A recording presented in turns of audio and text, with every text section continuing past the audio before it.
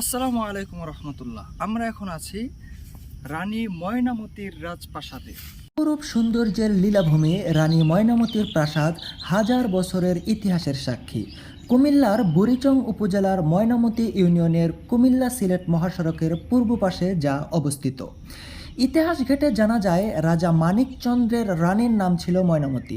রাজা মানিকচন্দ্র দশম শতাব্দীতে এই অঞ্চল রাজত্ব করেন।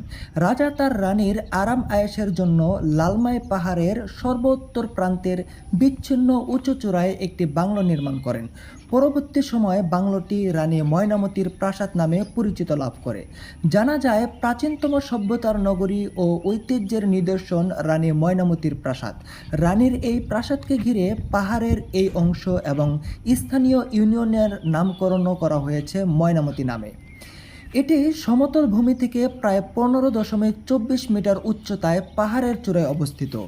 স্থাপত্যিক নিদর্শন প্রত্নতত্ত্ব সম্পদের বিশ্লেষণে এটি সপ্তম থেকে 1200 শতকের প্রাচীন কীর্তি।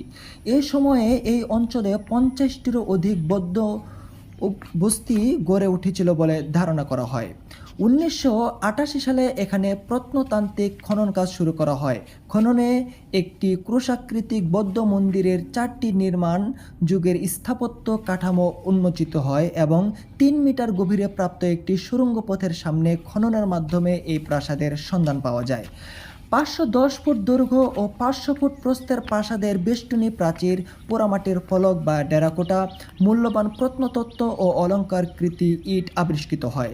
2018 সালের খননে প্রথম ও দ্বিতীয় নির্মাণ যুগের 2 মিটার চওড়া সীমানা, প্রাচীন এবং সারফেস লেভেলে একটি বিশেষ সিঁড়িপথ উন্মোচিত হয়। খননে ঐতিহাসিক যুগের হাতিয়ার, জীবাশ্ম কাঠ, কালের দুয়ার, সিলমোহর, ব্রোঞ্জ ও মাটির মূর্তি, কলস, হাঁড়ি, বাটি, পানির পাত্র, লোহার কাস্তে, ঘর নির্মাণ সামগ্রী, পেরেক, শাবল সহ এখানে অনেক মূল্যবান পুরানো সামগ্রী পাওয়া গেছে।